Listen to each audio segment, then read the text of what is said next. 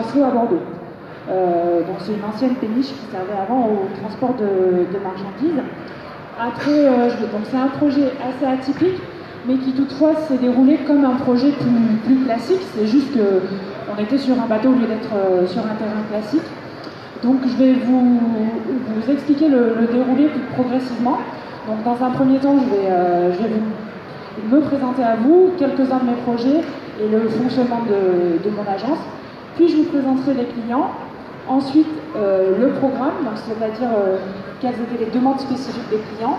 Je vous ferai un petit point sur le projet, puis je vous montrerai les photos de l'habitat réalisé. Alors donc je me présente, Elisabeth Bonguin, je suis donc architecte diplômée d'État, habilitée à la maîtrise d'œuvre en nom propre.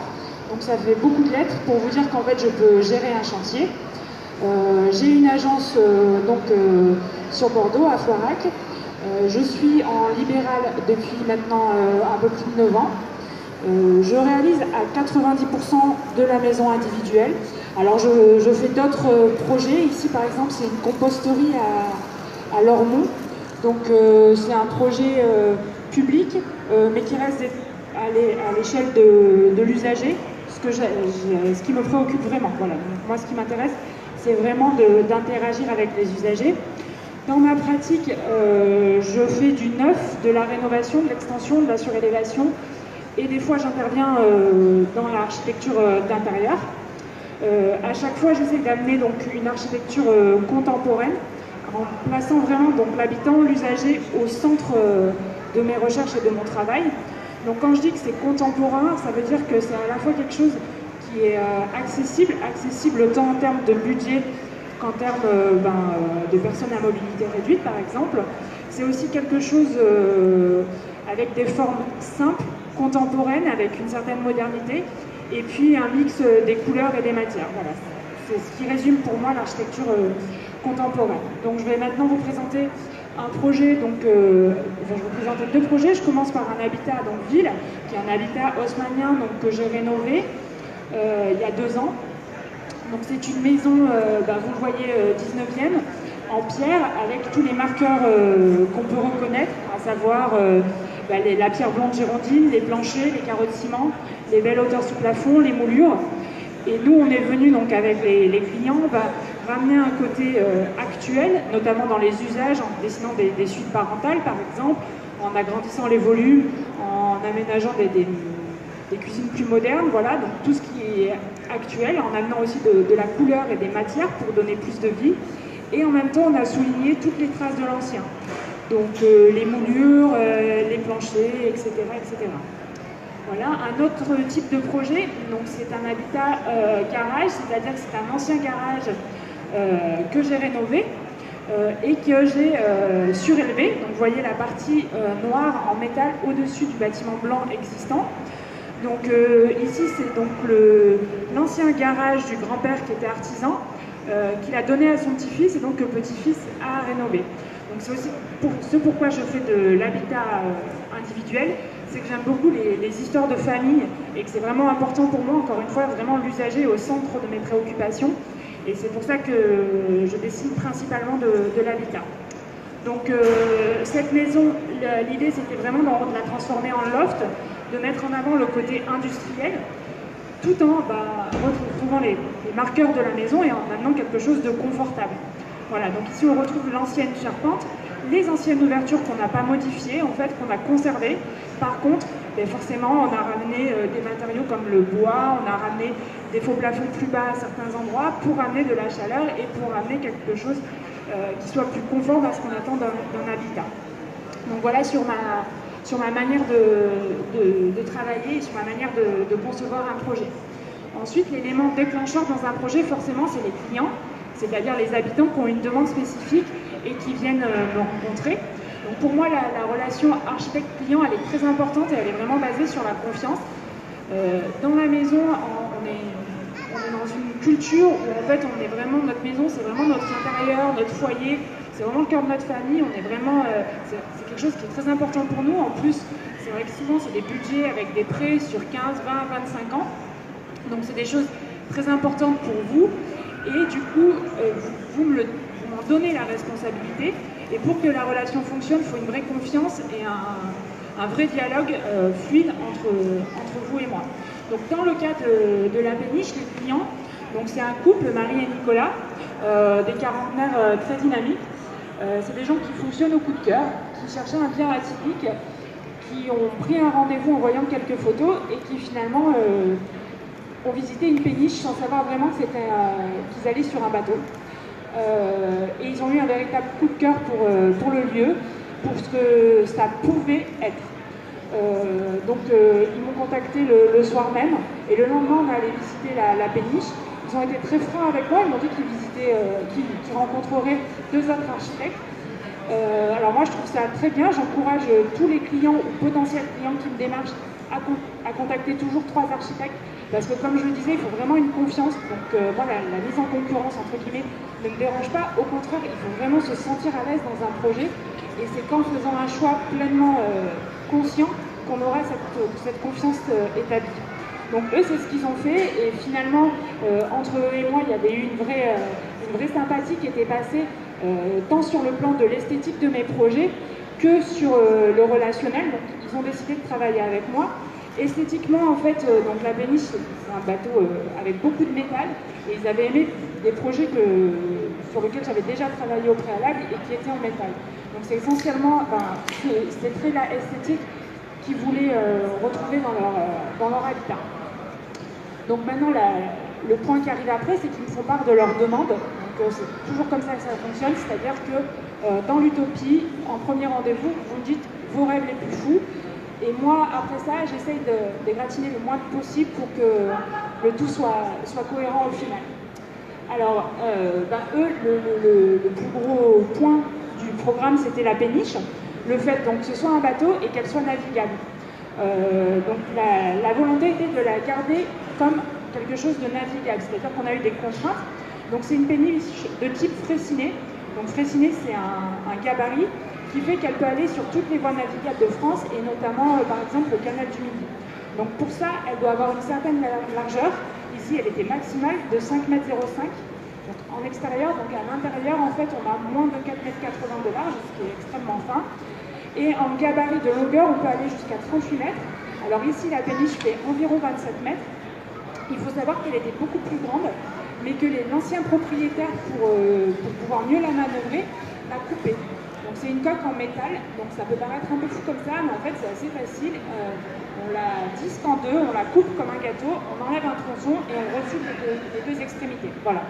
Donc ça avait été fait avant. Donc avant, elle mesurait 10 mètres de plus, donc à peu près 37 mètres. Et maintenant, elle en fait 27. Voilà. Et il y a aussi bien sûr un gabarit de hauteur pour pouvoir passer certains ponts. Donc en fait, tout ce qui est au-dessus du gouvernail doit pouvoir être démontable. Donc là, vous voyez sur les photos, il y a la cabine qui est au-dessus du gouvernail. Il faut savoir que le toit est amovible et qu'après, on bascule les parois. Les parois se plient, vous montrerez ça. Donc on a refait intégralement la cabine, mais on a gardé ce procédé démontable pour qu'elle puisse être navigable. Voilà. Pareil, il y a le bas du bateau qui doit être navigable. Alors là, elle est sortie de l'eau parce qu'en cas de vente, une péniche doit être sortie de l'eau pour qu'on vérifie l'état de la coque. Voilà. Donc c'est comme ça que moi je l'ai visité. Les possibilités de cette péniche, il y a la cabine avec sous la cabine et sous le gouvernail les appartements entre guillemets de l'équipage. Il faut savoir que c'est très très sommaire et que ça mesurait moins d'1,60 m. Donc c'était absolument pas habitable en l'état. Et après, il y a la partie des anciennes cargaisons qui a un plateau qui faisait à peu près une centaine de mètres carrés dans leur cas. Et l'autre possibilité de cette péniche, c'est bien sûr d'aménager l'extérieur. Donc ça se voit un petit peu, le toit est arrondi.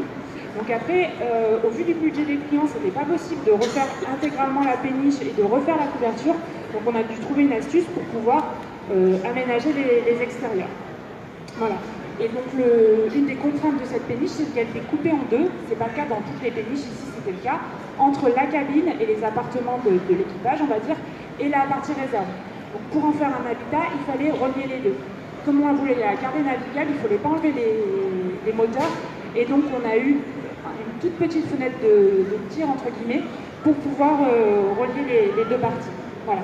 Donc le programme décline, alors là c'est quelques photos d'état des lieux de la péniche. Donc on voit bien le toit arrondi, l'intérieur de la cabine avec la partie démontable au-dessus du gouvernail. Ensuite à droite c'est la partie donc les appartements inférieurs à 1,60 m où allait l'équipage. Et ensuite les photos du bas, c'est les photos du plateau tels qu'ils étaient à l'achat de la péniche. Alors les besoins du couple, c'est un besoin somme toute assez qu'on me demande régulièrement, c'est-à-dire une pièce de vie la plus grande possible, ouverte, dans un esprit un peu loft. C'est des gens qui cuisinent beaucoup, donc ils voulaient une cuisine ouverte, mais qui puisse être un peu refermable pour pas qu'on voit, entre guillemets, le bazar et les objets qui traînent, les robots, etc. Ils voulaient une chambre d'enfant supplémentaire, une suite parentale avec un espace nuit. La demande spécifique, c'était un petit espace pour le sport, une salle de bain et un dressing. Ils voulaient bien sûr conserver la cabine, la cabine pour pouvoir gouverner et pouvoir déplacer la péniche. Et enfin, les extérieurs, on l'a vu, avec la demande en plus, c'est d'avoir un spa à l'extérieur. Voilà. Donc, l'autre spécificité, c'est qu'ils ont voulu réaliser une partie des travaux eux-mêmes. Donc ça a été à la fois un plus pour le projet et aussi une contrainte. L'avantage, ça a été qu'ils ont été... forcément, il y a eu des répercussions financières, c'est-à-dire que de faire une partie des travaux soi-même, ça permet d'économiser un peu d'argent. Par contre, il faut énormément de temps. Donc eux, ils ont pris des disponibilités pour pouvoir faire une grande partie des travaux eux-mêmes. Ensuite, les contraintes, donc, comme je vous disais tout à l'heure, c'est l'étroitesse du bateau, puisque donc, en extérieur, on est à 5,05 m, mais entre la coque et l'isolant, on est à un peu moins de 4,80 m intérieur, donc ce qui est très fin sur l'ensemble du bateau. On a aussi des problèmes de hauteur dans certaines pièces, et on a tout ce qui est spécifique au bateau, c'est-à-dire on a des tirants, on a l'ancre, on a des planchers techniques, on a les moteurs avec des groupes électrogènes, avec des réserves d'eau si la péniche est navigable. Enfin voilà, on a toutes ces choses qui font que la péniche c'est une maison, mais c'est aussi un bateau. Donc moi mon objectif, et c'est mon objectif, c'est un peu le credo que j'aime avoir, on va prendre vos contraintes et on va essayer, pas de les oublier, mais d'en faire carrément les atouts du projet. C'est vraiment comme ça que j'essaye de construire mes projets à chaque fois, de partir des faiblesses pour en faire une force, notamment sur l'étroitesse du bateau. Construire en finesse, c'est vraiment quelque chose qui peut être élégant et qui peut amener un plus. Donc voilà, c'est vraiment là-dessus qu'on est parti. Donc maintenant, pour vous parler un peu plus du projet, donc je vais partir sur le plan. Donc ici, c'est un morceau de la péniche, les autres morceaux arrivent à mesure que j'en parle. Donc toutes les parties grisées sont les parties techniques. Et vous voyez en rouge, on a percé, donc c'est très fin, on ne pouvait pas élargir puisqu'on a les réserves d'eau en dessous et les moteurs au-dessus. Voilà, il a fallu percer en biais, en créant un escalier. C'était vraiment pas possible de faire autrement. Ici, on n'avait qu'une toute petite partie. Voilà, donc ça, c'est les pièces de vie qui sont donc réunies par cet escalier métallique. Et donc l'idée, ça a vraiment été de venir construire sur les côtés des rangements pour créer des fonds pour dégager l'espace central. En dégageant l'espace central, on donne vraiment de la perspective. On continue à jouer avec la longueur, mais on dégage la vision. Et du coup, on a vraiment l'impression de quelque chose de grand, en fait. On n'est pas gêné.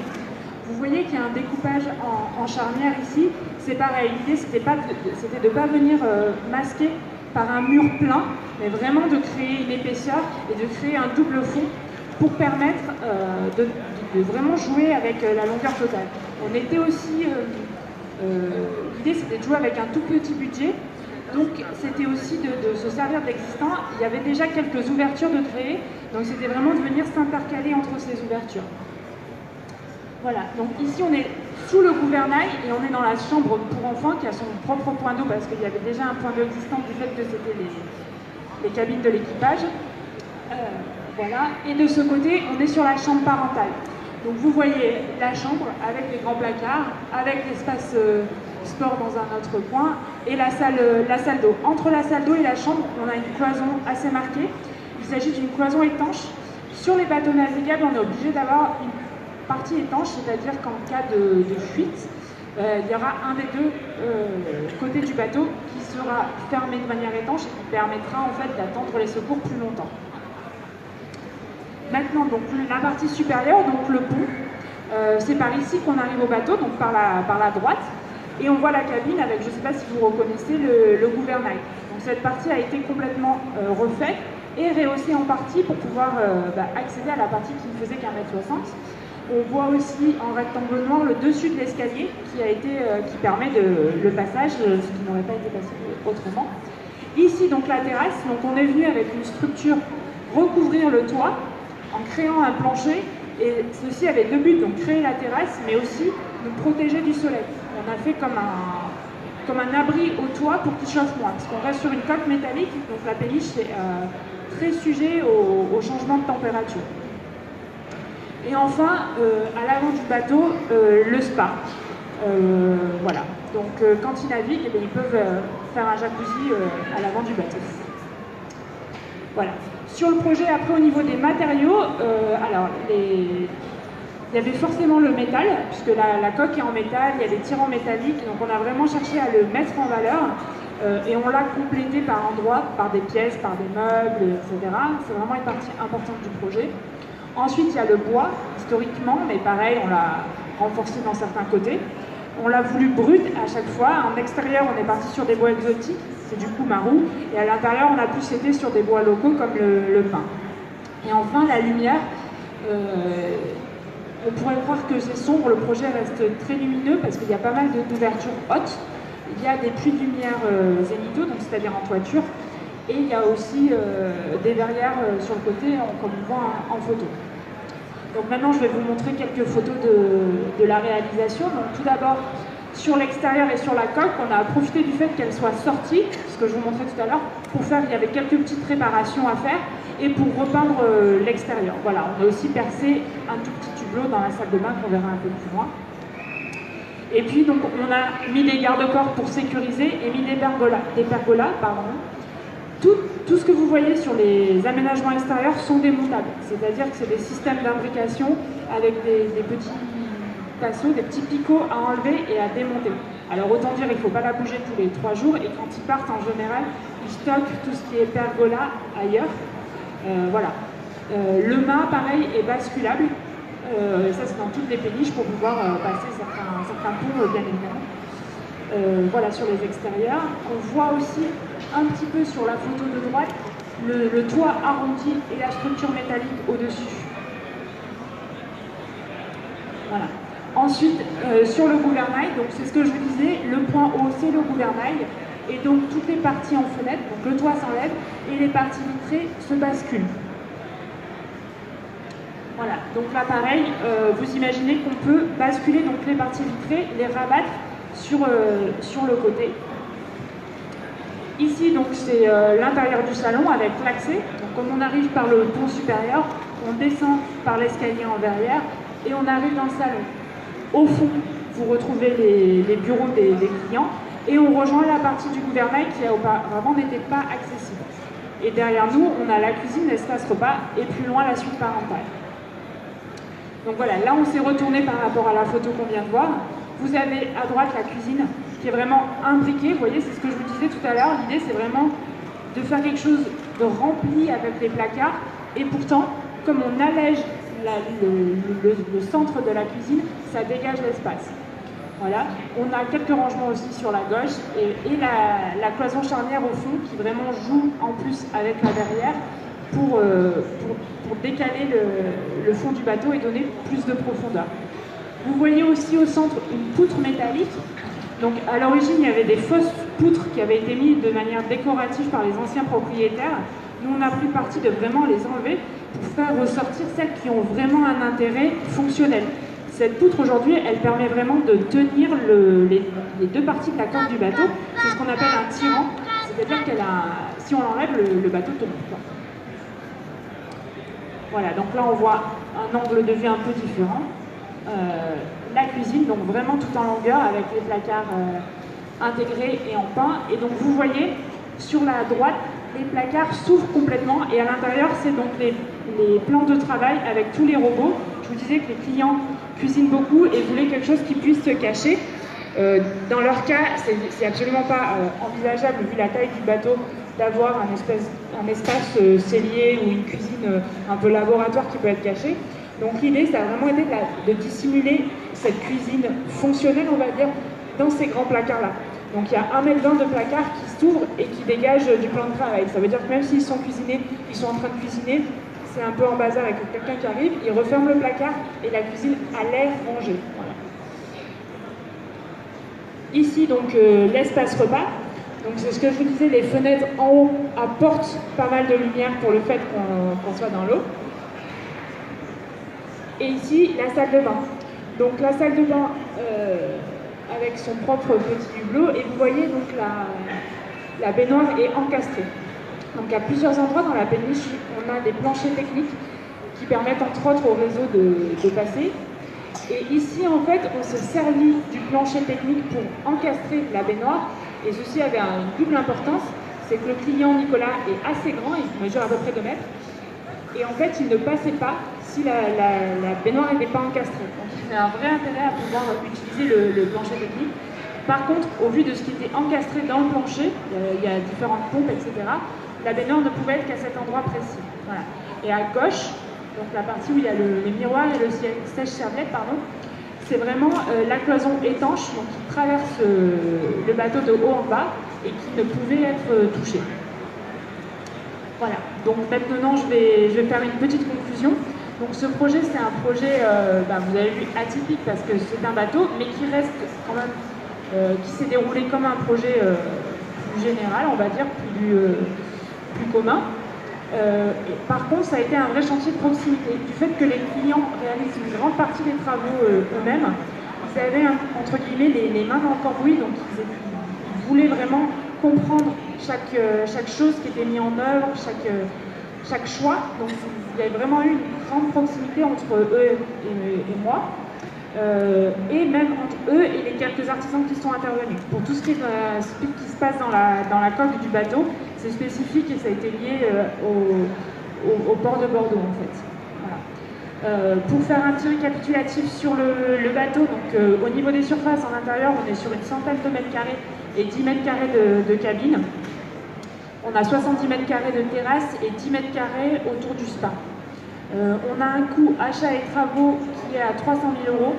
Donc quand je vous disais le budget 300 000 €, on peut dire que c'est une somme, mais pour 110 mètres carrés habitables et 80 mètres carrés d'extérieur, sur Bordeaux, on n'est pas sur quelque chose d'énorme. Alors les coûts des travaux a été forcément amoindris du fait qu'ils aient fait eux-mêmes, et qu'ils ont, pour le bois notamment sur la terrasse, ils ont fait beaucoup de recherches pour avoir des prix, pour vraiment avoir un projet qui soit efficace. Voilà, il y a eu beaucoup de choses qui ont été mises en œuvre et par moi et par eux pour limiter les coûts au maximum. Il y a eu un peu moins de 70 000 € de coûts de travaux sur le bateau. Et sur la réalisation, ça a été une réalisation assez rapide pour un projet. Normalement, je prévois plus de temps. D'une part parce qu'il n'y avait pas besoin de dossier administratif, c'est-à-dire que dans une maison traditionnelle, il va y avoir un permis de construire avec des temps d'attente, avec des délais administratifs qui peuvent, en zone monument historique, être sur 6 mois. Après, vous avez des délais d'affichage, etc. Ici, il n'y en avait pas, donc c'était forcément plus rapide. Et aussi, comme je vous l'ai dit, c'était très impliqué, très actif. Donc forcément, en fait, même au niveau des artisans, quand ils arrivaient et qu'ils les voyaient sur le chantier en train de travailler, ils étaient plus dynamiques et en fait, ils ont répondu présent aussi. C'est aussi des gens extrêmement sympathiques et du coup, ils donnaient envie, on avait vraiment envie, c'était vraiment un projet vraiment de proximité. Voilà. Les quelques artisans qui sont venus et qui n'ont pas été retenus, c'est en général parce qu'au niveau du dialogue, ça se passait mal avec les clients et qu'ils voulaient vraiment un chantier en coopération, quoi. Voilà, c'est vraiment ce qui s'est passé ici. Voilà, donc ici vous avez un avant-après du plateau de la péniche. Et cette petite phrase donc, du propriétaire, Nicolas, qui, un an après avoir habité sur la péniche, m'a dit qu'il avait l'impression d'être toujours en vacances sur sa maison, dans sa péniche. Et pour moi, c'est un peu une des plus belles réponses que je peux apporter, c'est-à-dire que les clients se sentent vraiment bien dans l'espace. dans l'espace que je leur ai dessiné. Et donc pour moi, ce projet, c'est vraiment un projet qui était super à mener parce qu'il était atypique, parce que forcément, j'en rencontre pas tous les jours. Mais il y avait une vraie histoire humaine derrière. Je suis restée en contact avec eux, je les vois régulièrement. Et voilà, il y a quelque chose qui a dépassé la relation client-architecte, on va dire. Et moi, je fais vraiment ce métier avant tout pour ça. Donc voilà, c'est vraiment un projet que j'apprécie particulièrement. Pour moi, ça va être fini là. Et maintenant, je vous invite, si vous avez des questions, à m'en faire part. J'essaierai d'y répondre.